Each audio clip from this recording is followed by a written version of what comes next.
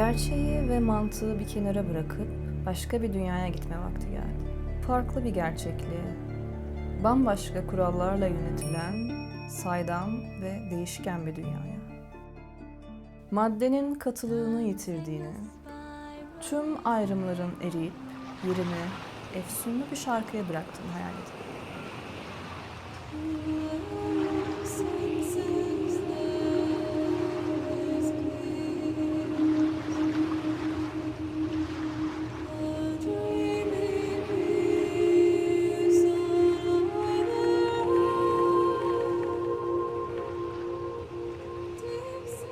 İçinde kendinizi kaybediyor, zamanın varlığını hissetmiyorsunuz. Yalnızca sonsuz bir okyanusta yüzüp duruyorsunuz bu melodide. Balık, peki başlangıçtan önce ne vardı sorusunun akıl almaz cevabı olan, tüm varoluşun içinden çıktığı ve aslında hala içinde yüzmekte devam ettiği primal suyu temsil eder. Koca bir okyanus gibi tamamı bütünleşik ve bir olan bir varoluş halidir. Pek çok kültürün mitlerine göre evren yaratılmadan önce olan tek şey suydu. Saydam, başı ile sonu belli olmayan, her yanı kaplayan tek bir varlık. Var gelmiş olan her şey de işte özünde bu sudan yapılmadır. Ve aslında hala da sadece bu sudan oluşmaktadır. Var olan tek şey su iken, suyun tek bir damlasıyla bir okyanus dolusu arasında hiçbir fark yoktur. Dolayısıyla boyut da yoktur. Bir yeriyle öteki yeri de, bir vaktiyle başka vakti de aynıdır. Yani mekan ve zaman da yoktur. Balığın sularında tüm ayrımlar erir, tüm kavramlar yok olur. Bu ayrımların en başında ise özne ve nesne arasındaki ayrım gelir. Ben ve onlar yoktur burada. Yalnız tek bir şey vardır. Nasıl ki bir göz kendi kendini göremez, teklik içinde de kendi kendine bakabilecek bir bilinç bulunamaz. Ego henüz doğmamıştır. Aynı su gibi bu diyarda en transparan, en işaret edilemez duygularla doludur yalnızca. Bu tip hisleri üzüntü, neşe gibi duygularla tanımlamak mümkün değildir. Bir düşü yaratan hisler gibi tanımlanamaz, tuhaf bir karaktere sahiplerdir. Nereden geldikleri belli olmadan suyun altındaki akıntılar gibi saydamca var olur, kendilerini düpedüz göstermezler. Kimilerinin enerji biçiminde adlandırdığı hissetme şeklidir bu. Kimileri ise aynı şeyi sanatsal ilham olarak nitelendirebilir. Balığın dünyasındaki insan, bu sonsuz his ve enerji dalgalanmaları içerisinde kendisi de bir dalga misali bedensizce yüzmekte, hislerini adeta kendi varlığı olarak deneyimlemektedir. Dışarı ile içeri arasında hiçbir denetim mekanizması, hiçbir koruyucu zırh yoktur. Ana rahminin sularında yüzen bir bebeğin dünyayı deneyimleme biçimi gibidir balık. Bebek için etkileşime girmesi gereken bir dış dünya yoktur. Yalnızca kendisiyle eş bir varlık olarak deneyimlediği annesi vardır. Bu birlik içinde sonsuz bir huzur hali hüküm sürer. Ancak bilincin yokluğu olarak nitelendirdiğimiz bu halde bile algılar hissiyatsal boyutta tamamen açıktır. Çevrede olup biten ne varsa, annesinin hissettiği duygular gibi, enerji dalgaları misali bu transparan algının içinden geçer veya sünger emmiş gibi emilirler. Bu iç içe girmiş sıvılar gibi etrafta yüzen enerjiler bütünü, kendi de sıvı olan balık bilincinin dünyayı tecrübe etme biçimini yansıtır. Belki çocukluğunuza dair hatırladığınız en eski anılarda buna benzer hisleri anımsayabilirsiniz. Belki gördüğünüz bir manzara veya tablo, belki bir tatil anısı, belki görünüşte çok sıradan ve önemsiz duran basit bir an, sizde tarif edemediğiniz sıra dışı bir izlenim bırakmıştır.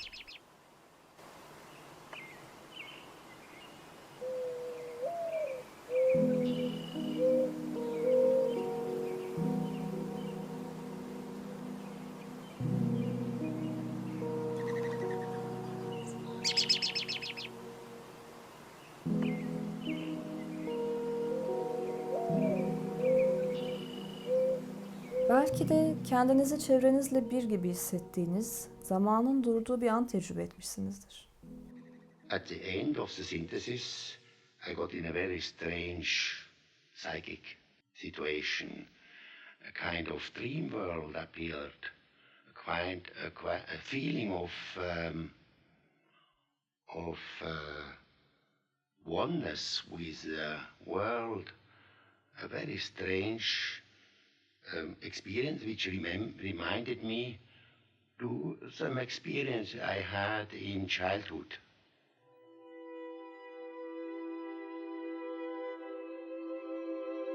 Sometimes when I was in nature, in the forest, in the wood, that I had some kind of, I would say, mystical experiences.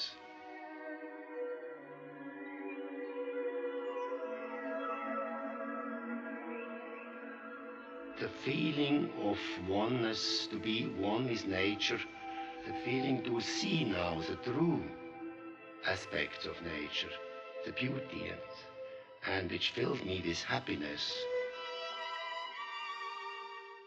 Mistiklerin Tanrı ile bir oldukları anlarda veya çeşitli psikoaktif maddelerin etkisi altında egonun çözülmesiyle deneyimlenebilen halle aynıdır bu. Ya sonsuz bir huzurla ya da tüm gerçekliği ve egoyu yitirmenin verdiği korku dolu bir hisle bağdaşabilir. Bu çeşit bir korku, kendini yitirip sonsuz büyüklükte bir şeyin içinde kaybolmaya, bir okyanusta boğulmaya benzer. Huzur tecrübesini yaşama şansı bulan kişiler, cennetin uzak ve ulaşılmaz bir diyarda değil, burada olduğunu bilirler. Zira iyi ve kötü, cennet ve dünya gibi ayrımların ötesine geçildiğinde, insan tüm varoluşla bütünleşik halde, kendi de onun parçası olarak bulunmaktadır. Ancak bu birlik halinin artık çoğunlukla tecrübe edilemeyişi, türümüzün en büyük travmalarından birine işaret eder. Bu travma, balık çağının yaygın dinlerinin mitlerince ayrıntılı olarak anlatılmıştır. Adem ile Havva, iyilik ve kötülüğün bilgisinin meyvesini yediklerinde, insana özgü olan ayrım yetisini kazanırlar. Hemen çıplak olduklarını fark eder, bu doğal ve açık hallerinden utanıp örtünürler. Artık Tanrı ile birlikleri ve onun cennetine aitlikleri bozulmuştur. Dünyaya sürülür, burada devamlı çalışmak ve çeşitli şekillerde acı çekmek zorunda oldukları bir yaşama mahkum edilirler. Üstelik bunu aile içi cinayetler, savaşlar, toplumsal yozlaşmaların getirdiği felaketler izleyecektir. İnsan daima cennet özlemi çekecektir.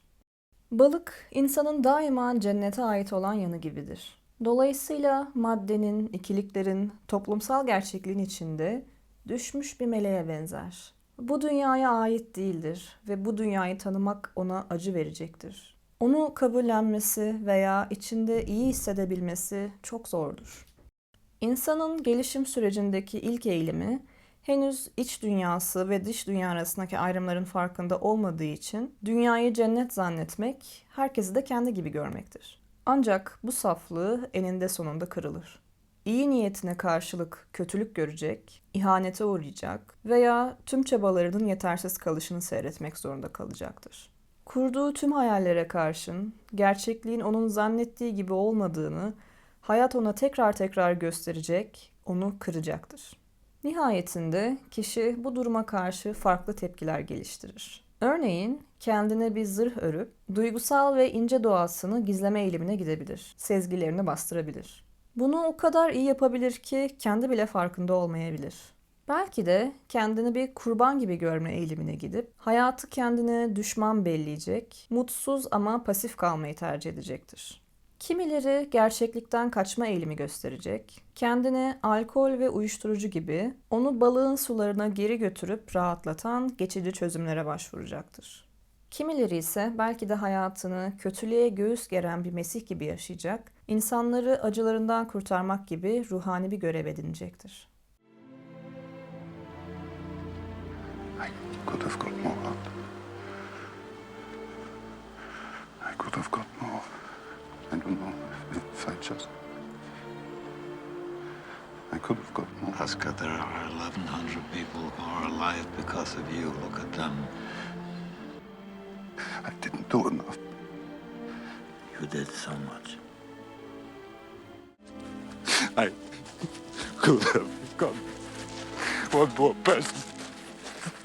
And I didn't. I didn't.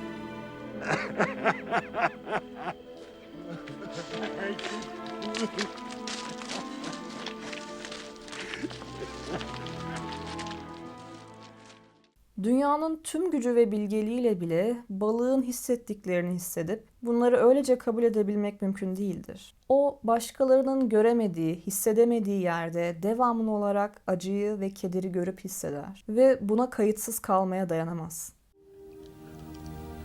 I'm tired, boss. Tired of being on the road, lonely as a sparrow in the rain. Mostly I'm tired of people being ugly to each other. I'm tired of all the pain I feel and hear in the world every day. There's too much of it.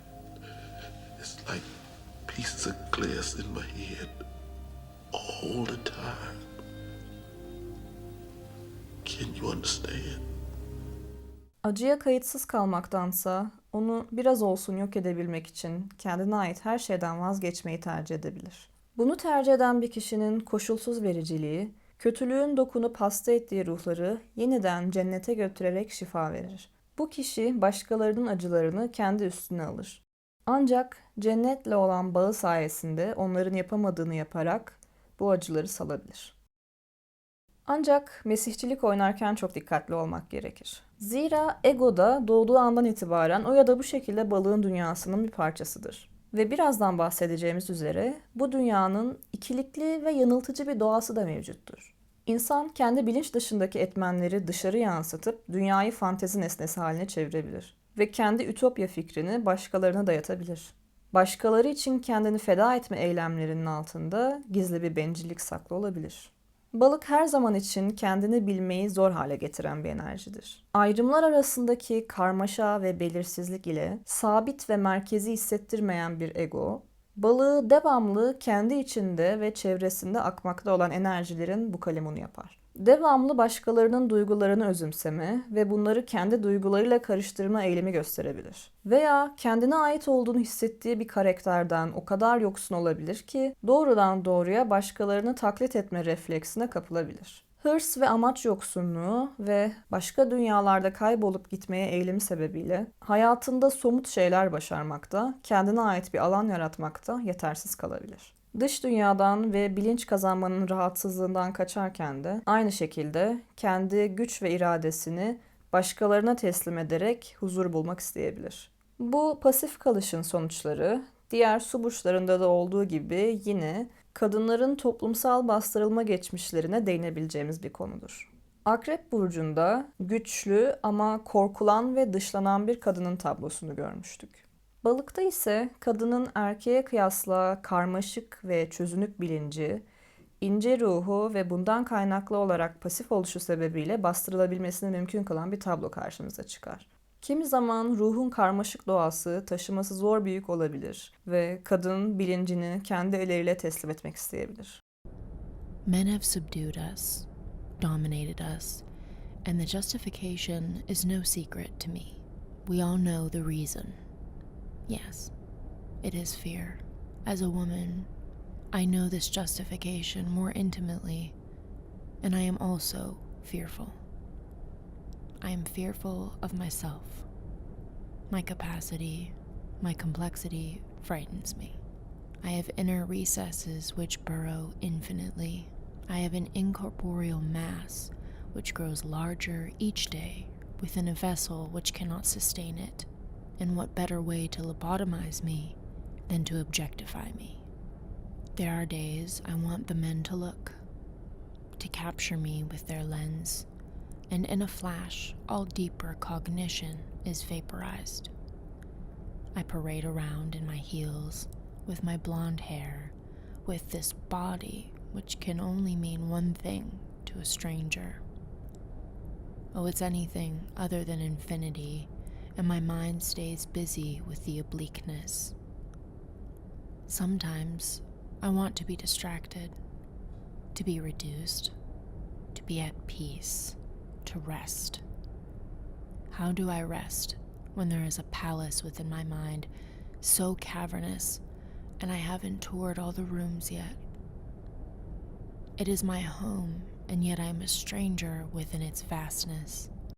Bilinç dışı da aynı kadının erkek tarafından bastırıldığı gibi bilinç tarafından bastırılmıştır. Bu ışığın karanlığı aydınlatması ama karanlığın ışığı karartmaması kadar temel bir kurala benzer. Aktif ile pasif arasındaki ilişki doğası gereği böyledir. Bilincin doğası ışık gibidir. Üzerine düştüğü şeyi aydınlatır, görünür ve anlaşılabilir kılar. Karanlıkta tamamı bütünleşik olarak duran objeler ışıkla birlikte birbirinden ayrışırlar. Dolayısıyla bilinç, balığın dünyasına girdiği vakit onu kesip ayrıştırarak ortadan kaldırır. Bazı mitlerde bu bir erkek kahraman veya tanrının büyük bir su canavarını veya kaosla ilişkili bir tanrıçayı öldürmesiyle anlatılır. Kadınların ergenlik öncesi ve sonrası psikolojileri de insanın cennet ve dünya olarak ikiye ayrılan psikolojisine benzer. Toplumsal olarak bakireliğe atanan saflık ve masumiyet özelliği yine balığa benzetilebilir. Son tek boynuz bu gibi süreçleri çok iyi anlatan bir öyküdür. Ölümsüz canlılar olan tek boynuzlar büyüleriyle devamlı cennet gibi yeşil tuttukları ormanlarında tek başlarına yaşarlar. Bir gün bir tek boynuz ormanına gelen avcılardan tek boynuzların soyunun tükendiğini duyar. Kızıl boğa onları dünyanın kıyısına sürmüştür. Gerçeği öğrenmek için ormanını terk ederek insanların dünyasının yolunu tutar. İnsanların tek boynuzları unuttuğunu, onu yalnızca sıradan bir at olarak görebildiklerini fark eder. Çeşitli maceraların ardından Kızıl Boğa ile karşılaşan tek boynuz, büyücü dostunun sihriyle insana dönüşür. Ancak insan bedeninde geçirdiği her gün kendini daha fazla unutur hale gelir. Sürekli denizi izlemekte, rüya ve gerçek arasında bir yerde yaşamaktadır. Once I can't remember. I was long ago. Someone strange. I was innocent and wise and full of pain. Now that I'm a woman, everything is strange.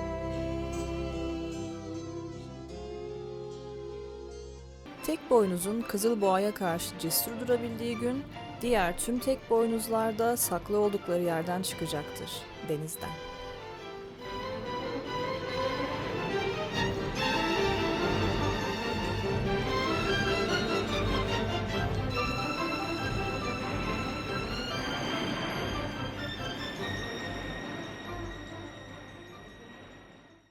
Aynı insanoğlunun artık görüp tanıyamadığı tek boynuz gibi balık da görünmezdir. İnsan zihni ikilik prensibine bağlıdır. Kendini var eden bu prensibin ötesindeki balık dünyasını görmez ve anlamaz, görüp anlamadığı şey de yok sayar. Ancak buna rağmen var olan her şey gibi zihnin ve bilincin anası da primer sudur. Bilinç, balığın her şeyi kapsayan bilinç dışı dünyasından asla gerçekten kopamaz. Akrep'te bahsettiğimiz bilinçaltı, Freud'un teorisindeki gibi bastırılmış arzu ve anıların depolandığı kişisel bir alanı niteliyordu. Balıkta bahsetmekte olduğumuz bilinç dışı ise Jung'un teorisindeki gibi kişi ve egonun sınırlarının tamamen ötesindeki kolektif bilinç dışını temsil eder. Bilinç dışı egonun aksine daima varoluşun tamamıyla bütünleşik haldedir. Çünkü o primer suyun ta kendisidir. Bileşenleri ise arketiplerdir. İnsan psikesi, astrolojik arketipler üzerinden de konuştuğumuz üzere varoluşun tüm arketiplerini kendinde barındırır. Bilinç dışının içerikleri doğası gereği bilinç dışılardır, bilinemezler. Bir göz kendi kendine bakamaz demiştik. Ancak bu noktada bilinç dışının temel fonksiyonlarından biri olan ayna fonksiyonu devreye girer. Bilinç dışı içerikler dışarıdan içeriye yansıma yoluyla bilinçle etkileşime geçmektedir. Bilinç dışı devamlı uygun imgelere yansır ve o imgeler aracılığıyla bilinçte kendine dolaylı olarak yer bulur. Zihnin aktif olarak imgeler ürettiği özel bir zaman var. Her gece bilinç sönükleşip yerini bilinç dışına bıraktığında kendimizi spontane imgelerden oluşan bir filmin ortasında buluyoruz. Rüyalar bilince son derece mantıksız ve kaotik gözükebilir. Ancak bu yalnızca bilinç dışının kendini dolaylı yollarla ifade etmesindendir. Ancak yalnız düşlerin sürreal, yaşadığımız hayatınsa son derece mantıklı olduğunu düşünmek büyük bir hata olur. Hayat da bir yansımalar oyunudur ve sanrılara kapılmak da çok kolaydır. Özellikle arketiplerin çevremizdeki kişilere yansıması oldukça kafa karıştırıcı olabilir. Ancak bu son derece doğaldır da. Daha bebeklikte bunun nasıl başladığına çok güzel bir örnek, Yengeç burcunda bahsettiğimiz anne arketipinin annemiz rolünü alan insana yansıyarak deneyimlenmesidir. Gerçekte hiçbir kadın annenin kendisi değildir. Anne, hayatın bir parçası ve psikemizdeki bir gerçekliktir. Ancak egonun onu deneyimleyebilmesi için öncelikle görünür bir surete ve karşılıklı etkileşime ihtiyacı vardır. Bilinç dışı içerikler birine ya da bir şeylere yansımak için can atar. İlk görüşte aşklar buna bir örnektir ve bir efsunu çağrıştırır. Nefret ya da idolleştirme gibi duygularda arkada bilinç dışı bir güce işaret eder. Pençesine düştüğümüz nesnelerin üzerimizdeki gücü bilinç dışına aittir. Now, see, the archetype is a force, it has an autonomy. It can suddenly seize you. It is like a seizure. Yeah. So, for instance, falling in love at first sight, that is such a case. You see, you have a certain image in yourself without knowing it of the woman, of the woman. Yeah. Now you see that girl, or at least a good imitation of your type. Yeah. And instantly you get a seizure, and you're gone. Yeah. And afterwards you may discover that it was a hell of a mistake. Or you see, a man is quite capable, he's intelligent enough to see that that woman of his choice, as one says, not no choice, he has been captured. Yeah. You know, he sees that she is no good at all, that she is a hell of a business. And he tells me so, and he said, for God's sake, doctor, help me to get rid of that woman. He can't. He's like clay in her fingers. And that is the archetype. Bir arketipin imgesinin yansıdığı kişiye bakıp onu sıradan bir insan olarak görüp anlayabilmek hiç de kolay bir iş değildir. Bugünlerde anneniz çocukken olduğu gibi size sevgi ve öz değerinizi veren tanrıça gibi veya ergenken savaştığınız canavar gibi gözükmüyor olsa bile belki de bu rollerden bazılarını eşiniz teslim almış olabilir. Ve geçen günkü kavganızın da asıl sebebi bu olabilir. Bilinçli bir yetişkinin durumunda bile bir kişiyi söz konusu arketipten ayrıştırmak çoğu zaman yalnız irade yoluyla mümkün olmaz. Ne kadar gerçekçi, mantıklı ve sağduyulu bir insan olursanız olun, bilinç dışının problemlerinden öylece yakayı sıyıramazsınız. Bu yansımalı gücü gerçekten de hafife almamak gerekir. Balık doğası gereği devamlı fanteziler ve illüzyonlar üretir. Kişiyi hiç inanılmayacak şeylere inandırabilir, aklını karıştırabilir. Kimi zaman takıntılı bir hayale, kimi zaman paranoyadan doğan bir korkuya tutsak edebilir ruhunu. İnsan bu tuhaf gücün etkisinde bir şeyi başka bir şey zanneder ve onun gerçek doğasını göremez. Bir imgeye, bir hayale, bir fanteziye esir düşer ve bu bir kez gerçekleşti mi kendisi bile kendisine laf anlatamaz hale gelir. Bir deniz kızının şarkısına kapılan ve öleceğini bildiği halde karşı koyamayan bir denizcinin hali gibidir bu.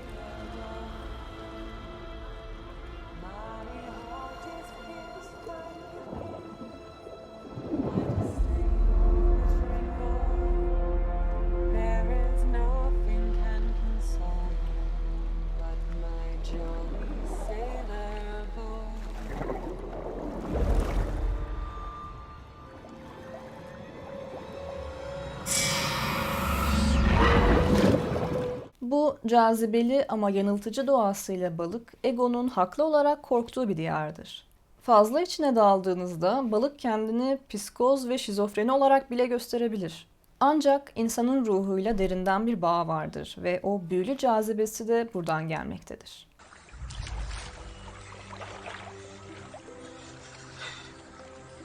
Your heart. My body only. My mind is at peace. Because of you. Me. Yes. I was lost. The wind, the tides. They ought to renew a man's faith. For me, only you. Bir deniz kızının şarkısında duyduğunuz o öteki dünyadan gelen çağrı ruhun çağrısıdır. Sizi alıp götürür bu dünyadan ve yaşamdan uzaklara taşır. Henüz insan dünyasına adım atmadan önce bulunduğunuz ve aslında hiç ayrılmadığınız sonsuz sulara geri götürür. Sanat da işte bu diyara duyulan özlemden gelir ve onu taşır. Balığın uçsuz bucaksız duygularının sanata kanalize edilmesi, onun zarar verici yerlere yönelmesine engel olur. Sanat da bakıldığında oldukça mantıksız, pratik olmayan, amacı belirsiz bir uğraştır. Her sanat eseri başka bir dünyaya ve ruhsal alemlere açılan bir portaldır. Özellikle müzik ve şiir balığın doğasını çok iyi yansıtır. Ancak sanatlar arasında en somut görünümleri olanlarda bile durum aynıdır. Bir natürmort'a baktığınızda esasında resimdeki tanımlanabilir nesneleri değil, birbirine girmiş renklerin ve ışığın dansını izlersiniz. Gerçek bir elmaya baktığınızda onu yiyip yememeye karar vermek için uğraşırken, elmanın resmine bakarken onu yalnızca pasif bir biçimde seyredersiniz. Eğer yeterince balık olabilirseniz resme dalıp gidersiniz. Dalmak ifadesi hakikaten de balığın sularına dalmayı ifade eder. Dalgın olmak toplum tarafından fazla takdir edilen bir özellik olmasa bile sandığımızdan çok daha fazla ihtiyacımız olan bir şeydir. Hayat her zaman somut yönleriyle ilgili değildir ve zaman zaman gerçeklikten kopmaya ve başka dünyalara seyahat etmeye herkes ihtiyaç duyar. Hayal kurmak bizi farklı gerçekliklere götürür. Burada mantıklı veya mantıksız, doğru veya yanlış her şey olabilir. Can there be purple flowers? Anything you want. Wow. And a castle. A big one with towers and flags. Of course. Look, Jeff. It's beautiful. Is there a cave? Fantastik edebiyatın öncülerinden Tolkien, ki Ay burcu balıktı, eleştirmenlerce kaşış edebiyatı yapıyor olmakla suçlanmıştı. Buna karşılık olarak demişti ki, bir adam kendini bir hapishanede bulduğunda dışarı çıkıp evine gitmeye çalışırsa neden hor görülmelidir? Mahkum dışarıdaki dünyayı göremiyor diye o dünya daha az gerçek hale gelmemiştir. Eleştirmenler mahkumun kaçışı ile kaçak askerin firarını karıştırmaktadırlar. Balığı konuşurken birbiriyle çelişkili gibi görülebilecek pek çok şey konuştuk. Bir yanda sonsuzluk ve teklikten, diğer yanda cennet ve dünya ikiliğinden bahsettik. Bir yanda ruhaniyetin zirve noktası olan karşılıksız sevgi ve dünya ötesi masumiyet, diğer yanda ise illüzyonlar yaratarak insanı saptıran korkunç bir güç, bilinçsizlik vardı. İyi ve kötü arasındaki farkı bilmemek hem masumiyet ve cennetti, hem de yanlış yapmak için bir potansiyel. Gerçekliğin karşısında hem bağımlı ve güçsüz bir kişiliği, hem de başkaları için her türlü fedakarlığı yapabilecek verici bir kişiliği gördük. Tüm bu çelişkili duran şeylerin aslında hiç de öyle değillermiş gibi tek bir yerde toplanması balığın özünü çok iyi yansıtıyor. Balık tüm bu şeylerin hepsi ve hiçbiri. O hem var hem yok. Bu düzenli ve mantıklı gibi görünen gerçekliğin kaotik ve mantıksız kaynağı o. Bizler de böyleyiz. İçimizdeki çelişkiler birbirlerini yok etmiyor.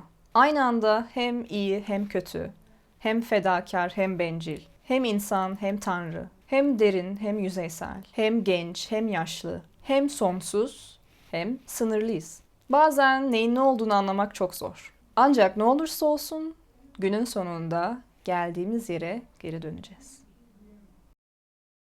O halde şimdi bu karmaşık burç için kişi örneklerine geçelim ve bu çelişkileri kendi gözlerimizle görelim. Eğer balığı yalnızca bir aziz olarak düşünüyorsanız kuşkusuz bu isimlerden bazıları sizi şaşırtacaktır. Hepinizin iyi tanıdığı birinden başlayalım. Recep Tayyip Erdoğan. Sebebini tam olarak açıklayamasam da Erdoğan'ın balık için çok iyi bir örnek olduğunu düşünüyorum. Belki de onu Deniz Kızı'nın şarkısına kapılmış biri olarak düşünebiliriz. İlginç bir başka örnekse ünlü uyuşturucu baronu Pablo Escobar. Onun da yükseleni balıktı. Yükseleni balık olan tartışmalı bir başka örnekse Stalin. Kuşkusuz bunlar ilginç örnekler. Balığı daha alışılmış yönleriyle temsil eden bir örnekse Martin Luther King olacaktır. Onun da Ay burcu balıktı. Listeye George Washington ise Güneş burcuyla giriyor. Fatih Sultan Mehmet'in de Ay burcu balıktı. Şiire olan ilgisi ve ince olduğu söylenen ruhu balığı yansıtıyor. Can Dark'ın da Ay burcunun balık olduğu söyleniyor. Teknoloji ve bilim dünyasına geldiğimizde ise hayal gücüyle öne çıkan isimler görüyoruz. Steve Jobs'un Güneş burcu balıktı. Benjamin Franklin'in ise Ay burcu. Bilim insanlarından balığa çok güzel bir örnek Einstein'dı. Einstein'ın hayal gücüne ve sezgiye verdiği önem tam da balığı yansıtıyor. Marie Curie'nin de Ay burcu balıktı. Felsefeye gelecek olursak, Güneş burcuyla Schopenhauer ve Ay burcuyla Wittgenstein'i görebiliriz. İlginç başka bir örnek ise duru görü yeteneğine sahip olduğunu söyleyen Rudolf Steiner olacaktır. Ünlü dinler tarihçisi Mircea Eliade hem Güneş hem Ay burcuyla balık. Hermann Hesse ise Ay burcu balıktı. Yükseleni Akrep, Güneş burcuysa Yengeç olduğu için su burçlarını çok iyi yansıtan bir örnek. Akrep burcunda adı geçen Edgar Allan Poe'nun da Ay burcu balıktı. Goethe'nin de öyle. Goethe'nin Faust'u kolektif bilinç dışı ve arketipleri yansıtan sanat yapıtlarından biri. I dreamed a dream in time gone by, when hope was high and life worth living. I dreamed that love would never die. I dreamed that God would be forgiving. Sefiller ve Notre Dame'ın kamburunun yazarı Victor Hugo'nun Güneş burcu balıktı. If you want to view paradise, simply look around and view it. Anything you want to do it. Want to change the world, there's nothing to it. Charlie'nin Çikolata Fabrikası ve Koca Sevimli Dev gibi ünlü çocuk kitaplarının yazarı Dr. Seuss'un da Güneş burcu balıktı. There is no life I know to compare with pure imagination. Living there, you'll be free if you truly wish to be.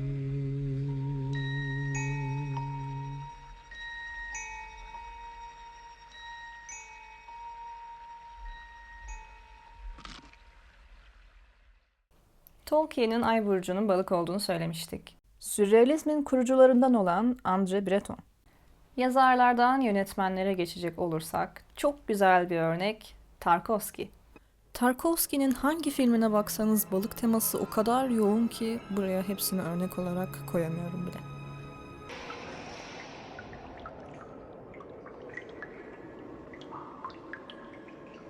Пусть исполнится то, что задумано. Пусть они поверят. И пусть посмеются над своими страстями. Ведь то, что они называют страстью, на самом деле не душевная энергия, а лишь трение между душой и внешним миром. А главное, пусть поверят в себя и станут беспомощными, как дети. Потому что слабость велика, а сила ничтожна.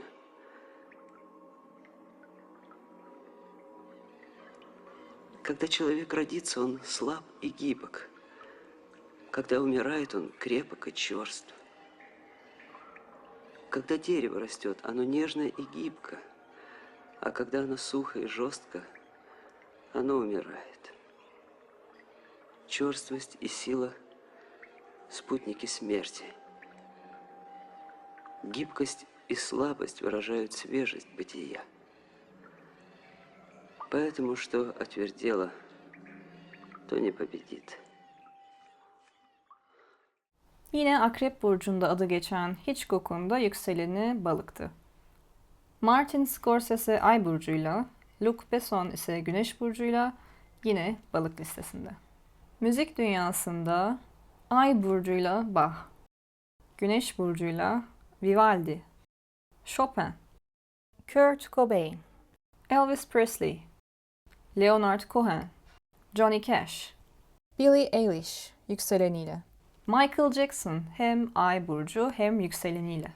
Have you seen my childhood? I'm searching for the world that I come from, 'cause I've been looking around and lost and found of my heart. No one understands me.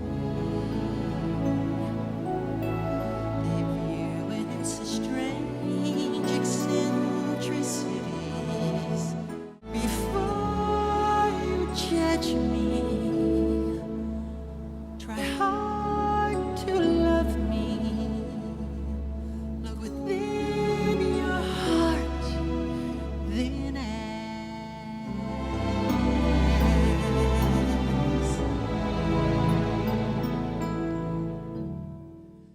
Videoyu çektikten hemen sonra nedense aklıma Hayko Cepkin geldi ve haritasına baktığımda gerçekten de balık burcu olduğunu gördüm. Ressamlardansa Gustav Klimt Ay burcuyla, Leonardo da Vinci Ay burcuyla, Michelangelo, Piet Mondrian, Renoir. Son olarak oyunculara gelirsek, su burçlarının her birinde konuştuğumuz Robin Williams, Ay burcu balık, Bruce Willis, Elizabeth Taylor, Drew Barrymore, George Clooney yükseleniyle, Antonio Banderas yükseleniyle, Robert De Niro Ay burcu, Paul Newman Ay burcu, Elliot Page. Teknik olarak balık burcu olmasa bile birinci evi içerisinde Neptün bulunduğu için balık burcuna iyi bir örnek oluşturan Marilyn Monroe. Kitleler tarafından bir ikona dönüştürülen Monroe aslında bir karakteri, bir arketipi oynuyordu. Bunu son derece bilinçli bir şekilde yaptığını ve bu becerisinin sıra dışı büyüsünü Monroe'nun kişisel fotoğrafçısının eşi olan Amy Greene'nin tanıklığında görebiliriz. Dışarıda oynadığı seksi aptal sarışın rolünün aksine Monroe derin bir iç dünyaya sahipti ve büyük ölçüde yalnızdı. Bu sebeple bağımlılıklarla boğuşarak hayatını kaybetti. Akrep burcunda harika bir örnek olarak gördüğümüz bir öykünde Monroe gibi Neptün'ü birinci evde. Böylece Su Burçları video serisinin sonuna geldik. Bu seriyi yapmam 2 yılı aşkın zaman aldı. Size bu arketiplerin özünü en iyi şekilde aktarabilmek için gerek metni yazarken, gerek resim ve video kesitlerini seçerken ilhamla ve büyük bir titizlikle çalıştım. Videolar aslında o kadar yüklü ki tekrar izlediğinizde bile yeni şeyler keşfedebileceğinizi düşünüyorum. Eğer tüm Su Burçları videolarını izlediyseniz, başa dönüp su burçlarına giriş videosunu tekrar izlemek harika bir pekiştirme olacaktır. Sırada toprak burçları üzerine konuşmak istiyordum. Ancak bu videoların devamını getirmem mümkün olmayacak gibi gözüküyor. Eğer bu videoları takip ettiyseniz, dilerim kalan burçları da bu gözle görmeniz ve anlamanız için size ilham olur. Astrolojik sembolleri öğrenmek, kendimizi anlamak için harika bir araç. Astrolojik arketiplerin her biri hepimizin yaşamı ve benliğindeki vazgeçilmez yapı taşlarını temsil ediyor. Doğa çok yönlü ve tüm yönleriyle denge içerisinde bulunan inanılmaz bir sistem. Bizim de kendi en yüksek potansiyelimize, sağlık ve bütünlüğümüze ulaşabilmek için bu denge içerisinde yaşamamız gerekiyor. Hem bireysel seviyede hem de tüm insanlık olarak. Yüzlerce hatta binlerce yıldır ise bu dengede bir sıkıntı var. Bu sıkıntı feminenin bastırılmış olmasıyla ilgili. Feminenin farklı yüzlerini temsil eden su ve toprak burçlarını ama özellikle de su burçlarını anlamak bu yüzden çok değerli. Dilerim bunu yapabilmeniz için size yardımcı olmuşumdur ve görüşmek üzere.